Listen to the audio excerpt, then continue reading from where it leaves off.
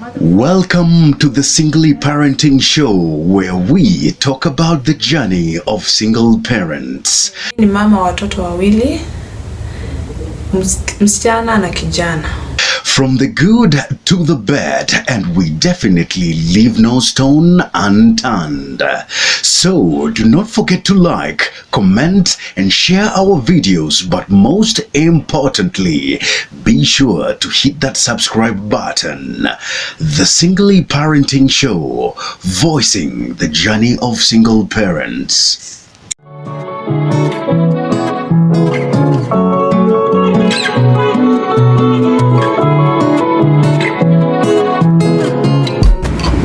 So, kwa sasa, so you're just home, you're not doing anything? No, it's not like I'm seated. Okay, niku hustle. Sometimes I'm here, sometimes I'm there.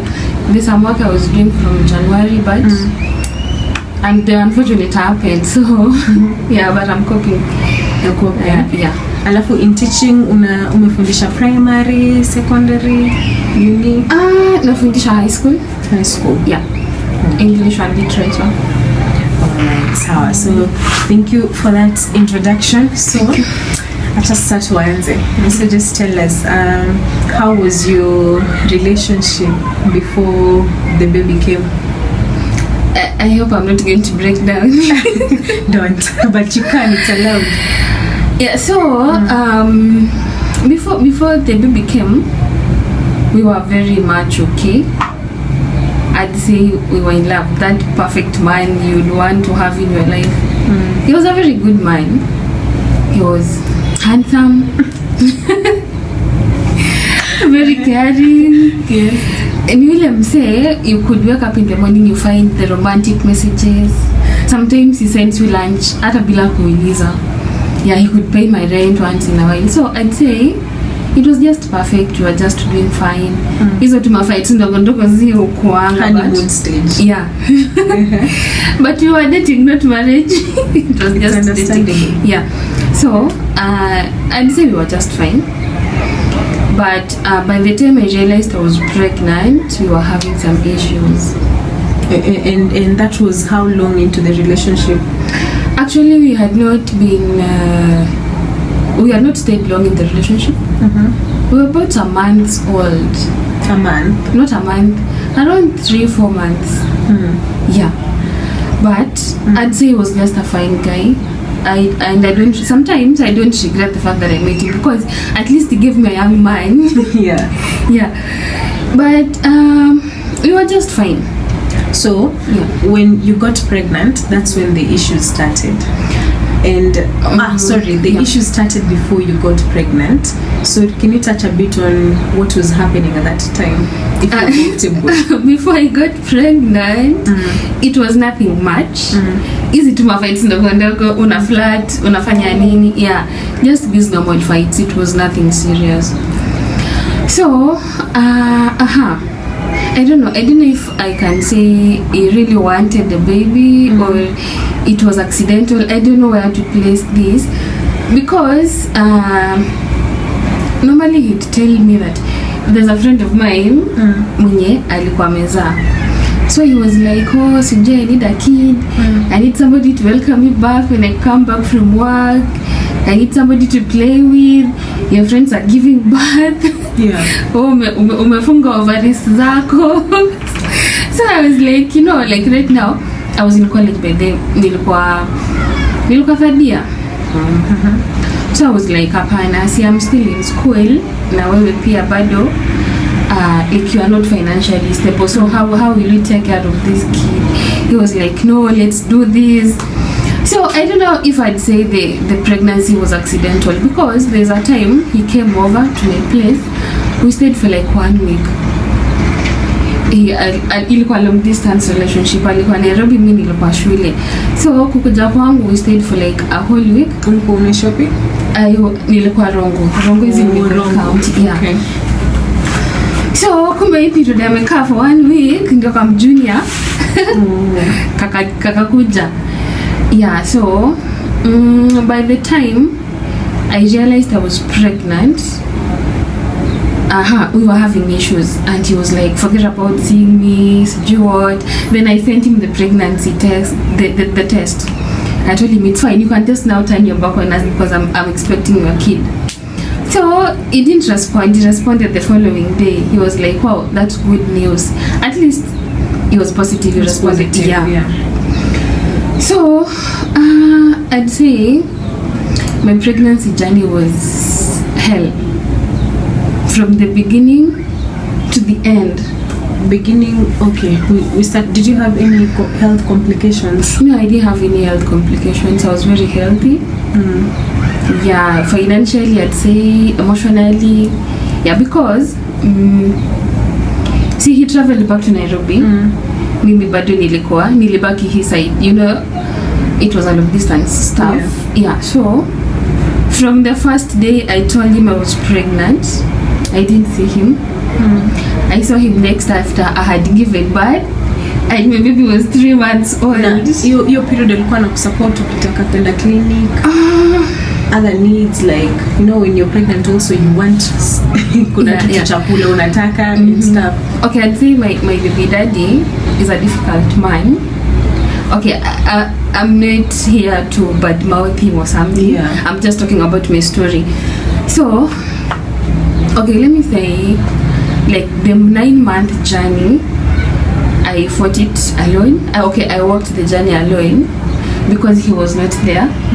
I only had my friends who could support me, my neighbors. I have a neighbor. There were 2. One was anaitwa Pauline, na the other one anaitwa Emma. So unapata sometimes you know, siko nado niko shule na nimeshaambia wazazi, okay, anishaambia mom. I didn't want to tell them anything bad about the guy, so I was like, ako tu sawa. So kwenye mama alikuja kujua niko na ball, si nimeshapata ball sasa. So in December 2017 dad alipass. So mimi nilikuwa na flat tummy. So when dad alipass, ilipata kama I was around 4 months pregnant. And now it's showing. Yeah, imeanza kuonekana. So I have to go home because dad amepass. So we went home. Mama alikuwa ushago. So mimi nikaenda home, and the next day tukaenda ushago na my sister-in-law. So my mom told me for the first time, she was like, mimi naendelea. Nilikuwa nimevaa skirt high waist. So nikamwambia mom, unajua skirt nimevaa ni high waist. So ndio maana unaweza fikiria nimenenepa. Akaniambia hapana, na kujua what's going on. Si nikakata. The first 3 days nikakata kumwambia ni nini. So the next day she called me. Akaniambia, you know, we are now adults. And you're uko college.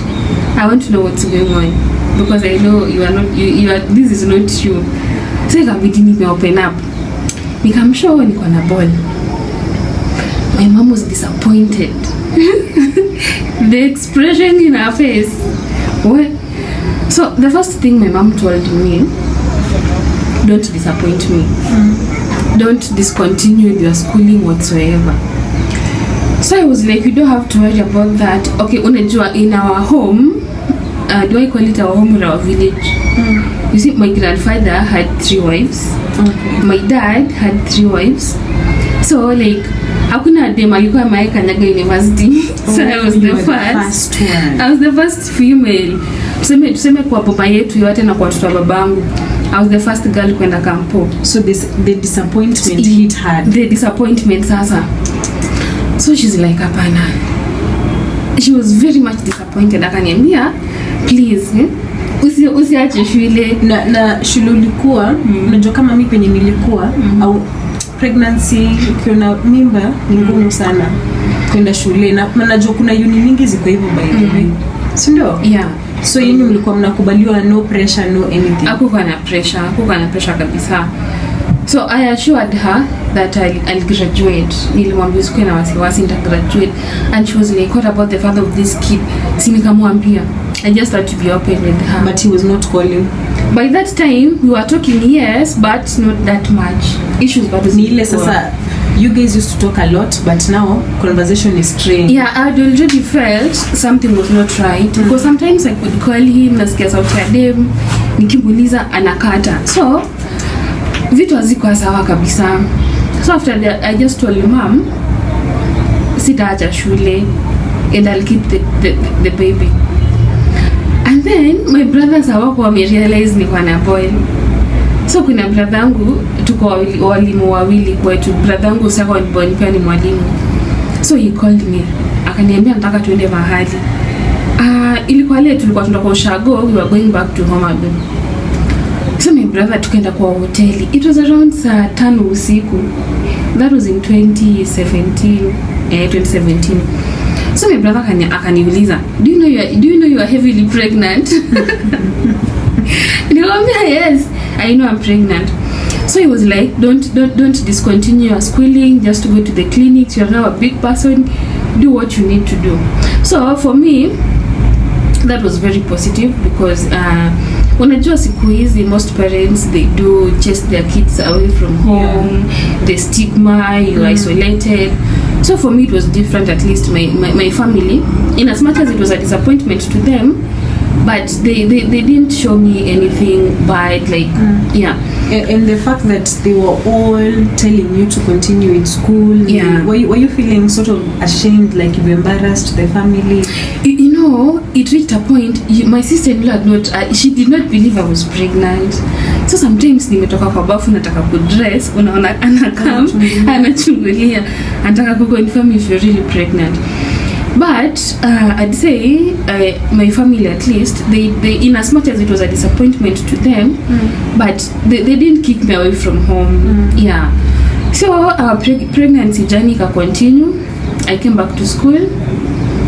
So kukuja shule, like life was hard. Manzi, life ilikuwa hard. Sababu bado na depend kwa mom, because mom alikuwa anatufanya kila kitu, like she was all we had. And my brothers pia wange chip in once in a while. So you know, the moment you're pregnant with somebody's kid, you can't keep calling home. I need food, I need what. So they were like, okay, at the back of their mind they'll be like, see, you're having a baby daddy, what is he doing about it? So for the longest time I really tried to cover him. I was like, no, he's fine, and I need support. Sometimes by there I could go ningelala bila kukula. And you're pregnant. And I'm pregnant. So najua hiyo time pregnancy in advance. Na hunger. Na kwamba there's a time I woke up saa 9 usiku. I was very hungry.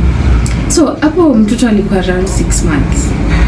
Unajua 6 months mtoto sasa ameshakuwa mkubwa. Anakudrain actually.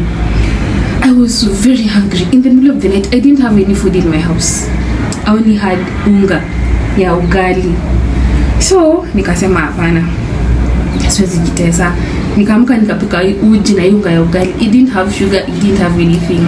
Nikakunywa just to nilale, niamke the next day.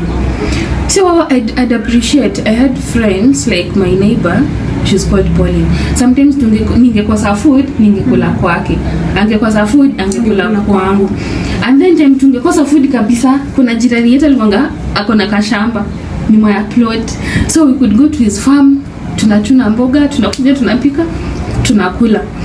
So it was not that easy. So you can also imagine going to school and the pregnancy is showing. Because mimi nimeenda shule mpaka last minute. So it was so hard. You want to balance your studies, you want to balance your education, like your education, your pregnancy, your life. It was so hard. And did you lose friends? Actually, yes, I lost friends because they were like, hey, sasa ako wapi, where's your baby daddy? You are so proud of him, you loved him, ulikuwa unampost kila mahali, ako wapi? I remember there's a neighbor of ours kwenye nilikuwa naishi. Mimi nikusikuwa nakaa hostel, nilikuwa nimekaa nje from my day one in college. So kuna siku nilikuwa nimekaa kwa mlango, and this mama alikuwa ametoka soko. Tulikuwa tumekaa node, alikuwa anaitwa Pauline na mwingine alikuwa anaitwa Emma. So we were just seated. Akapita kwenda kwake, then she came back. Maneno huyo mwanamke aliniambia sitawahi sahau. Hebu tuambie kidogo. I don't know, did I say they're so shameful? Aliniambia umeachwa na mimi unateseka, umekaa kwa mlango when you are sending like kupepeta nzi kwa I don't know your private part, like let me say that. Alisema na Kijaluo. Yeah, na Kijaluo. Na Kijaluo. Guys, iseme na Kijaluo. Ndio. Sasa. No, that is not disrespectful. I will just say it. I don't want to talk about that. But it was so hard for me, the stigmatization. Yeah, people could just talk, throw words, what. Sometimes I could just cry at night because of what people are saying. Yeah, it was so sad. And when you go to class, kama mimba ina show, is there a time where ungeingia to class kila mtu macho kwa kwako? You know, okay, kitu ilini help is that the fact that I was so proud of my pregnancy. Yeah. I didn't want people to realize that I was pregnant. I made them aware that I'm pregnant. So like I won't receive negatively waonge ujinga nini. I was just so proud of my pregnancy. I could just go to class, I just embrace my tummy, and they were like, "Wow, so you are so proud of your pregnancy." But they didn't know at the back of my mind whatever was going on. Like it was so hard.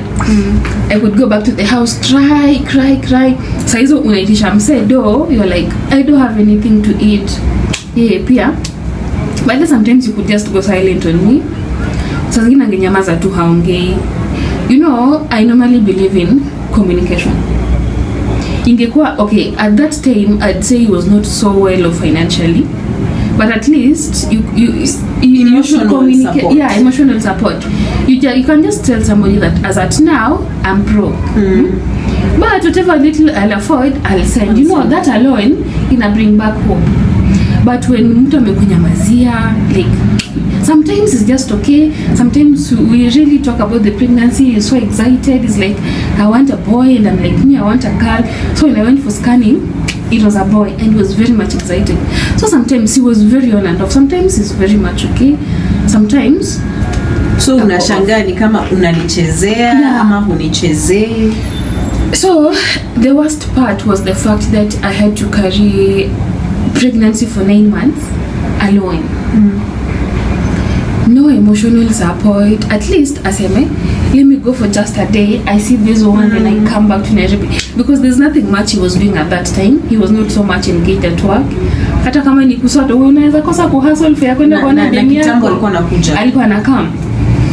So reality ilini hit that I was really carrying this pregnancy alone. And into giving birth, was there any support alikuwa hata financially ukiingia labor? Okay, when I was about to give birth, I'm not the kind of person who likes waiting for the last minute rush. Yeah. So I was for the idea, I get a NHIF card, I pay monthly, then nikienda kuzaa, because my brother was like, this is your first kid, you really need to give birth in a good hospital that has everything. Yeah, so in case of any emergency, hakuna pressure. So I tried telling him that I just need 500 from you every month to pay for my NHIF, so that if I give birth, sizai kwa environment iko mbaya. He didn't say anything about it. He never contributed to just 500 shillings.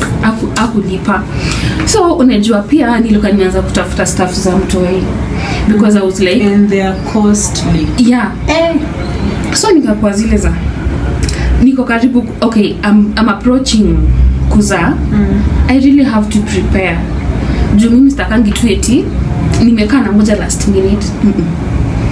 So there's a time we talked about it. Akaniambia, just write a budget, send me the budget, then I'll send you the money. Mwanamke nikachangamka, nikaandika budget, nikatuma. Sikuwa na hata shilingi. Alafu yote ime budget unakuwa excited. That's I was very much excited. I think every pregnant woman hungoje ile pata anaenda kubaya mtoima nguo, vitu tubesheni. But sometimes I really thank my mom. My mom could mama wangu anauzanga manguo. Ametuzaa na kutulea na anauzanga mtumba, mostly manguo za watoto. So unapata kipata kitu mzuri anakuwekea, kipata mzuri anakuwekea, nikienda home nachukua. And then I also had to come up with ways of getting money. So nikaambia wase kwa plot, si tufanyeni hivi, tuanzisheni kachama. We were around 10 people. Nikawaambia kila mse atoe 1,000 per month. Sinakwambia ndio ilinisaidia. At least I bought some few stuff for the kid. So I'd say my baby daddy was absent during my pregnancy journey, na kama alikuwa kidogo. He was not fully supportive, he was not there. You can imagine zile emotions demo mwangazo akiwa na boy. Hormones, yes, you are. Sometimes you just want to cuddle, sometimes you want to eat ice cream, you want this, but you cannot afford that, you're all alone, there's nobody to be there for you. Unajua pia uwezi kuwa unaika mama na story mob. Alafu, I swear, and we're not exaggerating. Yeah. Cravings the pregnancy can take you to hell. Do you know what I used to eat? Guy. Nilikuwa nakula mchele mbichi. Mchele. Mi ilinieka kwa maembe ya pilipili. Nilikuwa naosha mchele alafu nakula ikiwa hivyo wet. Nilikuwa na enjoy hii rice ya pal. Ilikuwa inanifurahisha kabisa. And the pal rice is expensive kwanza. Nilikuwa naipenda. I could just, hiyo ndo craving nilikuwa nayo kabisa. So, yeah, so I'd say my pregnancy journey, sometimes I never want to talk about it, but sometimes if I talk about it, unaonanga my reactions, like, so it was not easy. And giving birth, how was the process? Were there any complications? Sasa si nilikuwa nimelipa NHIF. Nilikuwa sorted. So kwenda kuzaa, remember I'm all alone. Nilikuwa nimeanza kuleba. So kwanza kuleba, maji ilikuwa ime-break. Maji ili-break around saa 9 usiku. I called mom. Nikamwambia mom, maji ime-break. Mama kaniambia, your time is ready. It was on a Tuesday. Time? Maji ime-break Monday usiku saa 9. Saa 9 ni dawn, si ndo? So I called my mom. Mama kaniambia your time is ready just to go to the hospital. So nilikuwa nishapack nguo za mtoi. You know, nilikuwa nimeanza kuleba, maji imetoka, nilitembea mpaka hosi. Kuna neighbour nilimcall, akamuka, we actually walked. It was 30 minutes walk. We walked mpaka hosi. So kwenda hosi, after kukall mom, nilipigia mama ya baby daddy sasa. Tulikuwa tumekuwa close kabisa. So I called both of them, wakaniambia it's time just to go to the hospital. So kwenda hosi, kupimwa, kuna hiyo kachuma wanainsa tu kwa ndani. So daktari akaniambia, maji bado uko nayo mingi sana. And your cervix bado imejifunga. So I don't think it's labor. Maybe tu ni maji ilipasuka, maybe due to an infection or something. But you need to go for an ultrasound to join nini ina happen. Sasa hizo siko na do. Si nikaenda another hospital. Sasa kwenye nilanda ilikuwa nini public and they didn't have the ultrasound. So nikaenda private. Kwenye private siko na do. Nikambura rafiki yangu nikamwambia Emma, hebu pigia baby daddy. Kupiga baby daddy, ashiki. At first akushika, then kushika mara pili, I don't know. He's just a difficult man. Imagine, kwenda hiyo hosi ingine wakaniambia kuna nasali niona I was uncomfortable. Nilikuwa nimeanza kufeel pains zingine zile ziko mbali. So kaniuliza msichana ni nini, and I was like my tummy is painful. Na doka ananiambia time yangu baada akaniambia hapana wewe uko labor. So I had not gone for the ultrasound yet. So my friend contacted him to send money for the ultrasound. Imagine he went silent on us. He did not respond, he did not send the money. So we went back to the plot. Nikaongea na my landlord. She was friendly. Kuongea na yeye kutoka hosi. Sasa nimerudi home. Tena nimerudi home. Na niko labor. So najua nikajifunga tu leso nikakaa kwa mlango. So landlord akakuja akaniambia ukikaa so kuna venye sasa unafaa kukaa juu kichwa ya mtoto sasa iko chini. So wakaniambia I should monitor my discharge. Juu kuna hiyo discharge kitoko unajua sasa maji next. Nikaona the discharge ilitoka na damu. Then I sent my brother the picture. Then my brother sent a friend of his who's a doctor. Then the friend was like, no, you go to the hospital. You'll give birth anytime. The same night. Bado ilikuwa majioni tu bado. And okay, my brother really prepared me psychologically in every way. He was like, you should have a taxi ready in case of anything. You should have your NHIF fully paid. You should just be prepared. So when this labor came, fortunately enough, we had a neighbor who had a car. Nikaenda kuzaa with the hospital that I wanted to go give birth at. Aliniambia hapana, just go give birth at Tabaka. We were not far from Tabaka Hospital. So labor ikakuja kukua intense, ilikuwa around saa 3 usiku. Ndio time the next day now damu bado tu sasa. Si sasa ni hii time tumetoka hosi tumerudi home. Si labor hiyo maji liberate Monday usiku. Sasa sasa tuko Tuesday. So daktari akanipeleka first hosi ingine, then they measured the dilation. I was told I was at 4 centimeters. So at 4 centimeters I was told you will give birth the next day. So the doctor was like, "Hapana, I don't like this place. Instead of giving birth here, let's go back to the house. If the labor becomes intense, we go to Tabaka Hospital." So we came back to the house. Kurudi kwa nyumba sikulala. Ilikuja tu sasa ile kabisa. Na hata nilishindwa kulia. Inakuja ikipotea. I even texted my friends, "You know what guys, niko labor." And they're like, "Are you serious? Uko labor na una chat? Ni labor gani hiyo?" So rafiki yangu akinipeleka hosi, nilikuwa tu nimejikaza nimekaa. Ananiuliza wewe uko sure uko labor? And I'm like, "Yeah, niko labor." Like, "Mbona ukae kama uko labor? Mbona umetulia?" And I was like, "Mtu anafaa kulia." Like, I was supposed to be shouting.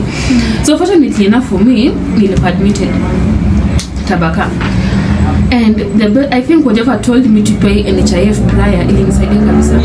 Yeah, because NHIF catered for everything for my bill. Bills zangu zote zilikuwa catered ni NHIF. I only paid 150 for admission nikiingia hosi. So kuzaa, I labored nikazaa around saa 6. That was on Wednesday. Yeah, on Wednesday now. The guy was not there. I didn't tell him I was laboring sasa niko labor ward. I didn't tell him. I told my mom is a prayer warrior. My mom prayed. That day my mom didn't talk to anybody, she didn't eat. Because you know, my sister-in-law, she gave birth through through CS. My sister pia alienda CS. So mimi, fortunately enough, I gave birth normally. Yeah. I did not tear. I did not have any kind of complication. And my baby was 3.8 kilograms. Kupusha kwanza daktari akasema hapana. Hey, your breath is short. You need to jikaza. Nikajikaza mtoto akatoka. So I didn't tell him I'd given birth. Because he was not there for me when I needed him. Yeah. Na sasa niko labor, I need money for ultrasound. He went mute. So I was like, do I really have to tell him that nimeza? I didn't see the need of telling him that I'd given birth. So I called his mom. Nikamwambia mama yake mimi sasa nimeshajifungua. And the mom was like, so mama yake ndio akanipigia kuniambia, "I'm sorry for what I put you through." Nini. So like sasa side time nimeshazaa ndio nakumbuka. Anakuwa mzuri juu kwanza hiyo point. Yeah, so I was just like, mimi sinanga roho mbaya. So I was like, it's fine, it has happened. What's important, mtoto wako hapa. Let's focus on that. Sasa si mimi nimetoka labor, nimerudi home. Actually nilikuwa discharged on Thursday because you know ukiza normal na una complications just yeah. I went home the next day. And you know, I gave birth a few weeks to my exams. Actually 3 weeks to exams. So after giving birth, I didn't have any house help. I didn't have anybody. My big sister mkubwa wangu ni dem. My sister came, she stayed for a week or so and went back. Then sasa tunakaribia time ya exam. My baby is 3 weeks old. Unafaa kufanya exam, nafaa kusoma. Na adapt to motherhood. Sina breast pump. I don't have anything. So I tried consulting. I mean, watu naambia tafuta breast pump. I cannot afford a breast pump. Yeah. Finya maziwa ifinyiki. So I'd say my mom has been my greatest motivation in this journey. Imagine my mom could commute from Homa Bay to Rongo on a daily basis to watch over my kid nikienda kufanya exam. And imagine my kid alikuwa anakunywa maziwa ya duka at 3 weeks. Yeah. So hiyo ilienda nikamaliza exam. I'd say mom alinisupport kabisa.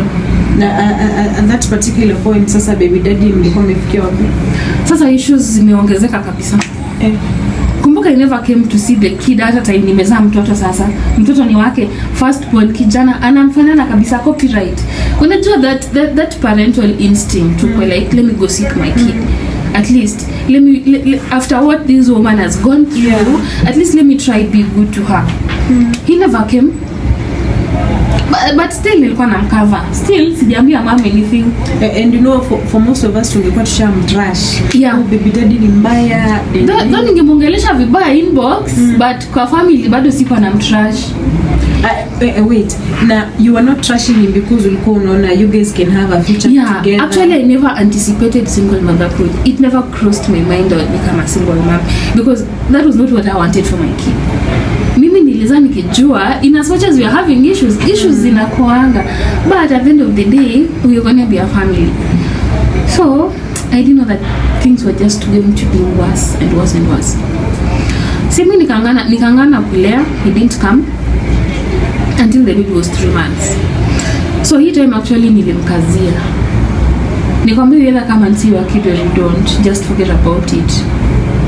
So hii time alikam ndo things zililipuka. Sasa unajua zile instincts tunakwanga nazo, you feel something is right but you don't have the what, how do I call it, the proof. You don't have any evidence that things your conscience is telling you something is wrong. Because there's a time I call, nasikia sauti ya demu kwa background, nikiuliza ana hang up.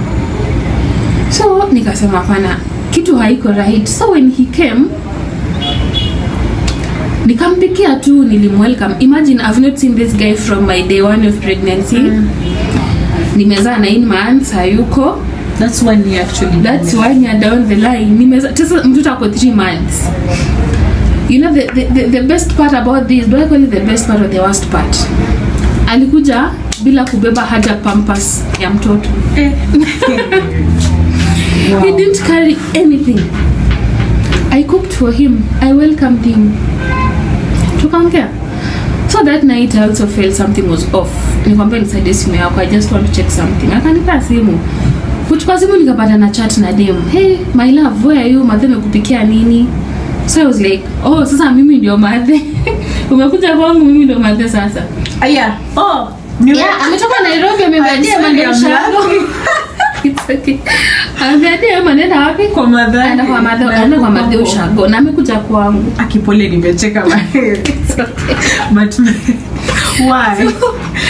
So and I was like, sasa kwangu ndio ushago sasa. So hii ndio ushago, mimi ndio madhe. Sasa okay. Nilikufa nika resurrect. I've not seen him for that long. He has not been there for me financially, physically, emotionally. I've been battling this. I've been working in this alone. Then he comes to my house where I pay rent with nothing. His child is in this house. He eats the food that I've cooked. You can imagine. And another woman is asking, Madam, amekupikia nini? Actually, I felt like, oh God. At first, sikumconfront. Nilichukua namba kwa simu yangu. Nikatoka nje nikacall. I called this lady, nikamuuliza, what's going on? See, you know you're having somebody's mind. Hey, dem aliniambia nini? Aliniongelesha mbaya, definitely. So when I came back to confront him, sasa ilikuwa zile za, mimi nilishakuacha after 3 months. Nilikuacha hata like venye, I don't know how to say it. Nilikuacha 3 months into this relationship. Na 3 months into this relationship ndio nilipatanga Paul. Unaona? So ni kama me time nilikuwa na boy alishaniacha. So you were dating yourself? So I was dating myself. You know what this lady told me? Actually he came to confirm if the baby is his. So alikuja confirm kama mtoto ni wake. So anajua. Na mbona anakuita madhe? That is like, you ni madharau actually. No. Okay, dema akiuliza madhe amekupikia nini? He told the lady he was going home. Oh. Yeah, hakusema nakuja kwangu. Alisema naenda ushago. So the lady was like, mama amekupikia nini? Unaona? So, okay, I don't know. It was just a very sad moment for me. si maneno zikakuja zikaisha, still struggling with parenting. Actually hiyo siku alilala hapo. Alilala kwangu, but tulila kama brother na sister anyway. And then nothing what did you tell him to go? I didn't tell him to go. Akia Mungu. Mimi hiyo siku ungelala nje. You know what my friends told me? And when roho yako ni mzuri, how do you welcome this guy back into your life? He has not covered anything for your kid. He has not seen you all this while. How? Hiyo roho umetoa wapi? Ningo, it is hata mimi sidhani I'm that nice. And I'm like, he's my baby daddy. What can I still love him, unaona? So, see, alimaliza actually like 2 days. 2 days. Hey, my sister, you were sprung. You were still in love. I was blind in love. And you still hoping that period akiona mtu ina kaina wewe atataka ile familia. You know what the lady asked me? When was the last time he made love to you? You know, when he came, we didn't make love. Like, we didn't get intimate. So it's like he was telling the other lady, hata sija make love na yeye, unaona. So the lady's like, when was the last time he made love to you? So fungue macho, wewe unachezewa nini. Mimi ni nani? Nikakuja nikasahau story kaisha. He went back to Nairobi, we were just fine. Actually, when he was going back to Nairobi, we argued about this lady again. She could call na analenga kushika. So mimi nikampigia simu nikamwambia your man is traveling back, don't worry, he's leaving my house, he's coming back. Hakuna just stress. Imagine leaving again. He didn't leave even a shilling. Na tama natoka gasi ilikuwa imeisha na kuacha atabo. Nikampea push. So blames zote ziliwekwa kwangu na so nikamtext nikamuuliza, for heaven's sake, you come to my house, you carry nothing for your kid. But the next day yenye alikuwa kwangu, a friend of mine alikuja na hazi wake. They really borrowed, walinileta shopping. And God works in mysterious ways. They brought me pampers, milk, like all sorts of items for the kid.